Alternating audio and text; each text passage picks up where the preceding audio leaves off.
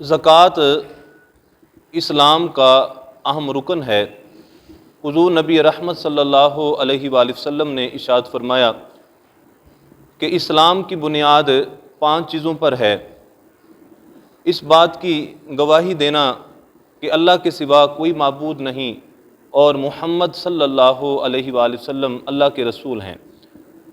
नमाज कायम करना, ज़कात अदा करना,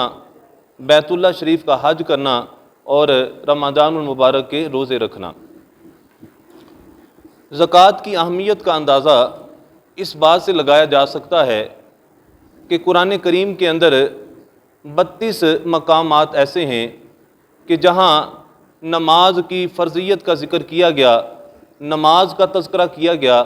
तो नमाज के साथ साथ ज़कात देने का तज़किरा भी किया गया। इससे पता चलता है कि किस कदर ज़कात की अहमियत है। ज़कात कुरान और सुन्नत से साबित है और कुरान और सुन्नत से ज़कात की फ़र्ज़ियत भी साबित है। हुज़ूर नबी रहमत सल्लल्लाहु अलैहि वसल्लम ने इरशाद फरमाया, जब हुज़ूर अलैहिस्सलाम ने हज़रत मुआज़ रज़ियल्लाहु ताला अन्हु को यमन की तरफ रवाना फरमाया, तो आपने फरमाया कि जाके लोगों को बताओ कि अल्लाह ताला ने तुम्हारे मालों में ज़कात को फ़र्ज़ किया है। फरमाया कि तुम्हारे मालदारों से ज़कात ली जाएगी और तुम्हारे फ़ुक़रा के अंदर तकसीम की जाएगी। हुज़ूर नबी रहमत सल्लल्लाहु अलैहि वसल्लम के ज़ाहिरी विसाल के बाद हज़रत अबू बकर सिद्दीक़ रज़ियल्लाहु ताला अन्हु को खलीफ़ा मुकर्रर किया गया। तो जब आप खलीफ़ा मुकर्रर हुए तो अरब के बाज़ कबाइल ने ज़कात की फ़र्ज़ियत का इनकार कर दिया। तो हज़रत उमर बिन ख़त्ताब रज़ियल्लाहु ताला अन्हु हज़रत अबू बकर सिद्दीक़ के पास हाज़िर हुए और हाज़िर होकर कहा कि आप उन लोगों के साथ क्या मामला करेंगे कि जिनके बारे में रसूलुल्लाह सल्लल्लाहु अलैहि वसल्लम ने इरशाद फरमाया है कि अल्लाह ताला ने मुझे इस बात पे मामूर किया है कि मैं लोगों से उस वक़्त तक जिहाद करूं जब तक वो ला इलाहा इल्लल्लाह ना पढ़ लें,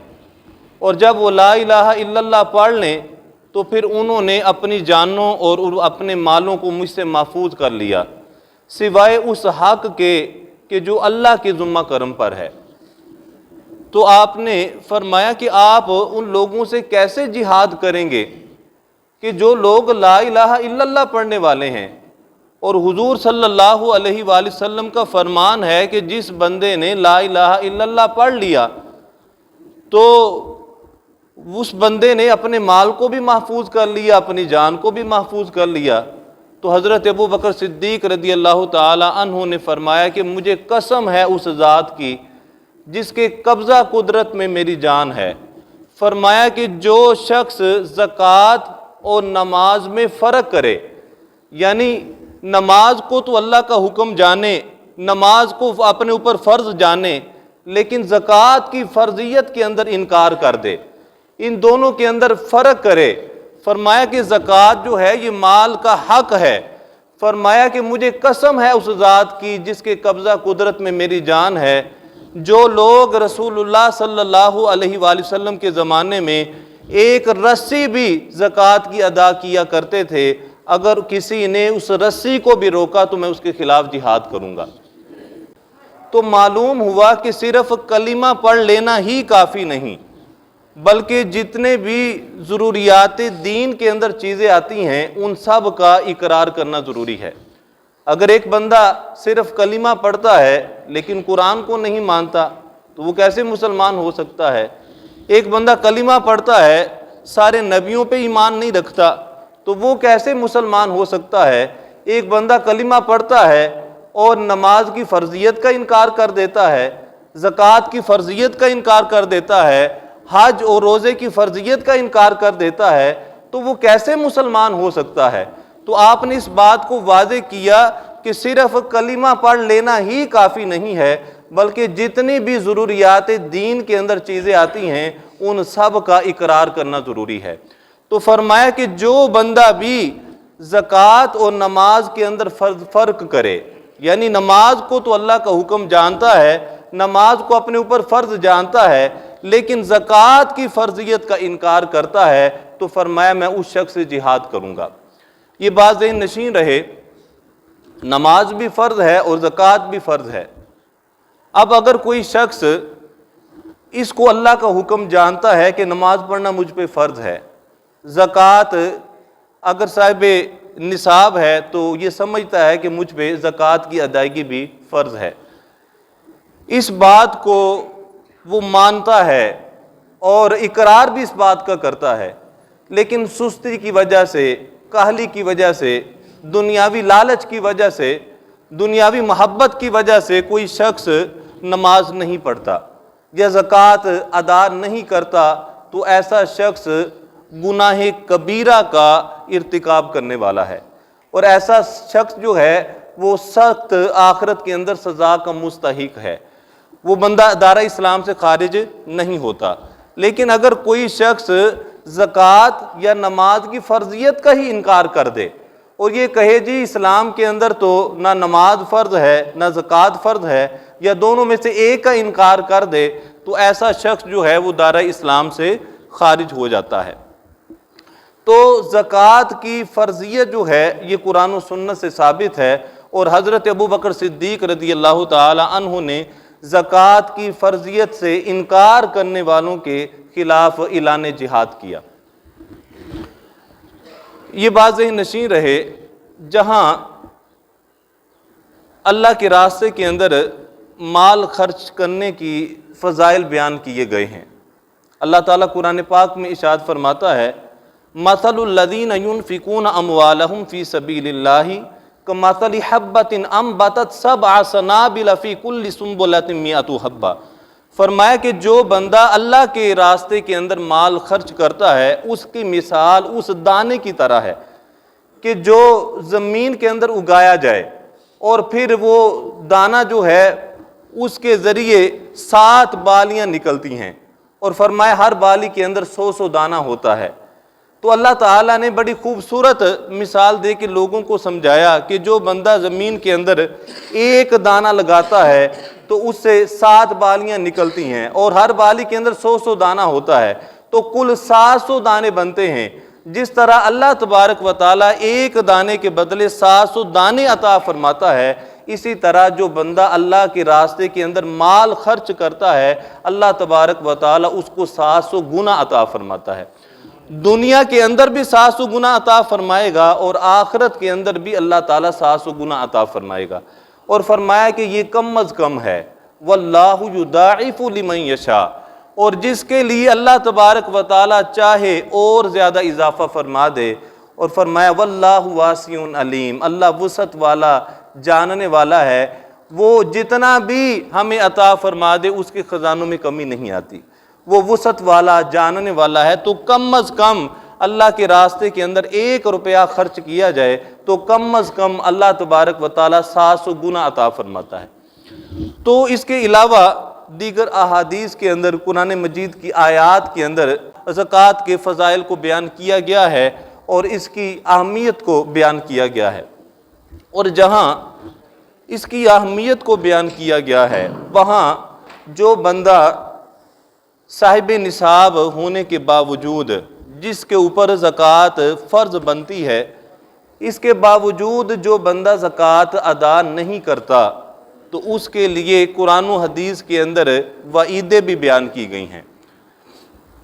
قرآن پاک کے اندر اللہ تعالیٰ ارشاد فرماتا ہے والذین یکنزون الذھب والفضة ولا ينفقون فی سبیل اللہ، وہ لوگ جو سونا چاندی کو جمع کر کر کے رکھتے ہیں اور اللہ کے راستے میں خرچ نہیں کرتے، فرمایا فبشرہم بعذاب علیم، ان کو دردناک عذاب کی بشارت دے دو۔ یوم یحمى علیہا فی نار جہنم، فرمایا کہ کل قیامت کے دن اس سونا اور چاندی کو جہنم کی آگ کے اندر تپایا جائے گا، جہنم کی آگ کے اندر اس کو گرم کیا جائے گا، تپایا جائے گا، اور فرمایا فَتُقْوَى بِهَا جِبَاهُهُمْ وَجُنُوبُهُمْ وَظُهُورُهُمْ، اور فرمایا پھر اس سونا چاندی کے ذریعے ان کی پیشانیوں کو، ان کی کروٹوں کو اور ان کی پشتوں کو داغا جائے گا، اور ان سے کہا جائے گا ھذا ما کنزتم لانفسکم فذوقوا ما کنتم تکنزون، فرمایا جائے گا یہ ہے وہ تیرا مال کہ جو دنیا کے اندر جمع کر کر کے رکھتا تھا، فرمایا چکھ اب اس کا مزہ جو جمع کر کر کے رکھتا تھا۔ تو جہاں زکوٰۃ ادا کرنے کے اندر اللہ تبارک و تعالیٰ نے فضائل کو بیان فرمایا ہے، اس کی اہمیت کو بیان فرمایا ہے، اس کے ثواب کو بیان کیا ہے، وہاں جو بندہ صاحب نصاب ہونے کے باوجود، جس کے اوپر زکوٰۃ فرض ہوتی ہے، اس کے باوجود وہ زکوٰۃ ادا نہیں کرتا، تو اس کے لیے قرآن مجید کے اندر سخت وعید کو بھی بیان کیا گیا ہے۔ یہ بات ذہن نشین رہے، مال جمع کرنا جائز ہے، درست ہے، لیکن چند شرائط کے ساتھ۔ ایک تو یہ ہے کہ مال حلال طریقے سے کمایا جائے، دوسری بات یہ ہے کہ اگر آپ مالک نصاب ہیں تو اس مال کی زکوٰۃ ادا کی جائے، اور نمبر 3 اس مال کو حلال جگہ پہ خرچ کیا جائے، تو ایسا مال جمع کرنے میں کوئی حرج نہیں۔ بلکہ اگر ہم معاشی حوالے سے مضبوط ہوتے ہیں تو ہمارا ملک مضبوط ہوگا۔ اس وقت پوری دنیا کے اندر سب سے بڑا ایٹم بم جو ہے یہ معیشت ہے۔ اگر کسی ملک کی معیشت مضبوط ہوتی ہے تو پھر وہ ملک مضبوط ہوتا ہے، وہ اپنے پاؤں پہ کھڑا ہوتا ہے، طاقتور اور مضبوط بنتا ہے۔ اور اگر کسی ملک کی معیشت کمزور ہوتی ہے تو پھر ان ممالک کا جو ہے حال آپ دیکھ سکتے ہیں جو اس وقت پوری دنیا کے اندر موجود ہے۔ تو اگر مسلمان مال کماتا ہے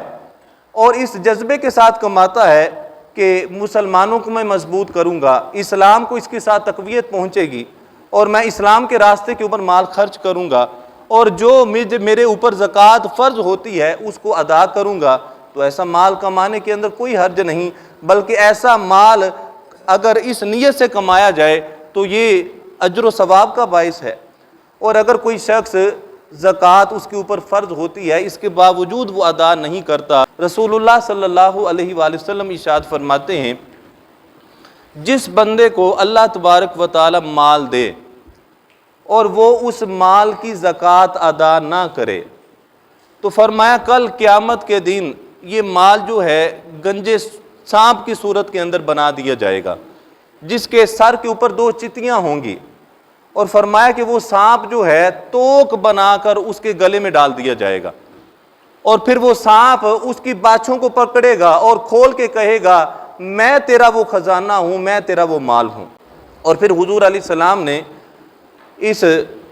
حدیث پاک کو بیان کرنے کے بعد حضور علیہ السلام نے قرآن پاک کی آیت کو بیان کیا، فرمایا وَلَا يَحْسَبَنَّ الَّذِينَ يَبْخَلُونَ بِمَا آتَاهُمُ اللَّهُ مِنْ فَضْلِهِ، فرمایا کہ وہ لوگ جو کنجوسی کرتے ہیں، بخیلی کرتے ہیں اس مال کے ساتھ جو اللہ نے اپنے فضل سے عطا کیا۔ بندہ یہ سوچتا ہے کہ یہ میری بڑی پلاننگ ہے، میری پلاننگ کا نتیجہ ہے آج میں اچھی سوسائٹی کے اندر بیٹھا ہوں، یہ میری ذہانت کا کمال ہے کہ آج میرے پاس اتنا مال و دولت ہے، یہ میرے علم کا کمال ہے جو دن رات میں نے محنت کر کے حاصل کیا اور آج میرے پاس اتنا مال ہے۔ اللہ فرماتا ہے یہ تمہارے پاس جتنا بھی مال ہے محض میرا فضل ہے۔ کتنے ہی ایسے لوگ ہم معاشرے کے اندر دیکھتے ہیں کہ جن کے اعلیٰ تعلیم یافتہ ہیں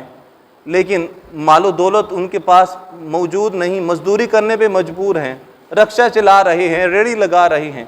اور کتنے ہی ایسے لوگوں کو ہم دیکھتے ہیں کہ جن کو شاید اپنے سائن بھی نہیں کرنے آتے اور انگوٹھا لگاتے ہیں اور وہ اربوں خربوں کے روپے کے مالک ہیں۔ تو یہ محض اللہ کا فضل ہے، وہ جسے عطا فرما دے۔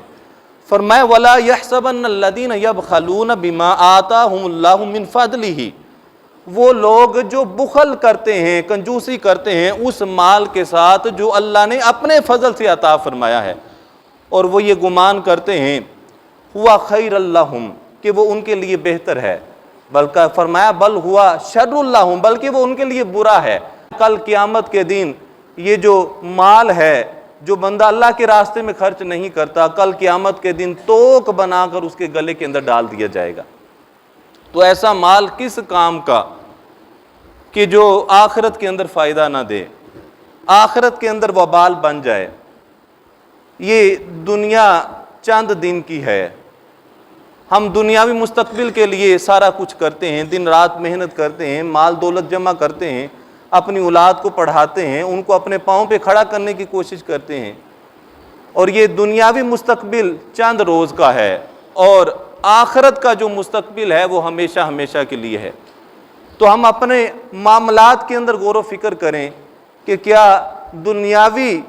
چند لمحوں کے لیے ہم آرام کمانے کے لیے کیا آخرت کو داؤ پہ تو نہیں لگا رہے؟ دنیاوی مستقبل کو حاصل کرنے کے لیے کیا آخرت کے مستقبل کو ہم داؤ پہ تو نہیں لگا رہے؟ تو ہمیں اس بارے میں سوچنا ہوگا۔ حضور نبی رحمت صلی اللہ علیہ وآلہ وسلم کی خدمت میں دو خواتین حاضر ہوئیں، ماں اور بیٹی، اور جو والدہ تھی اس نے سونے کے باریک کنگن پہنے ہوئے تھے۔ حضور علیہ السلام نے ارشاد فرمایا کیا اس کی زکوٰۃ ادا کرتی ہو؟ عرض کیا جی نہیں یا رسول اللہ، میں اس کی زکوٰۃ ادا نہیں کرتی۔ فرمایا کیا اس بات کو پسند کرتی ہو کل قیامت کے دن آگ کے کنگن پہنا دیے جائیں؟ عرض کیا جی نہیں یا رسول اللہ، میں اس بات کو پسند نہیں کرتی۔ تو حضور نے فرمایا کہ پھر اس کی زکوٰۃ ادا کیا کرو، اس کی زکوٰۃ ادا کیا کرو۔ اور حضور علیہ السلام کی اس صحابیہ نے اسی وقت کنگن اتار دیے اور حضور کی خدمت میں پیش کر دیے کہ یا رسول اللہ اگر یہ میرے کنگن کل میرے لیے وبال بن جائیں اور مجھے آخرت کے اندر فائدہ نہ دیں تو میرے لیے کس کام کے؟ اور انہوں نے اسی وقت کنگن اتار کے حضور کی خدمت میں پیش کر دیے۔ تو جہاں اللہ تبارک و تعالی کے راستے کے اندر مال خرچ کرنے کی اہمیت کو بیان کیا گیا ہے، اس کے اجر و ثواب کو بیان کیا گیا ہے، اس کے ساتھ ساتھ قرآن و حدیث کے اندر اس کی وعیدوں کو بھی بیان کیا گیا ہے۔ تو ہمیں چاہیے کہ اللہ کا خوف رکھیں اور اپنی آخرت کو سنوارنے کے لیے اگر ہمارے مال کی زکوٰۃ بنتی ہے تو اس مال کی زکوٰۃ ادا کریں۔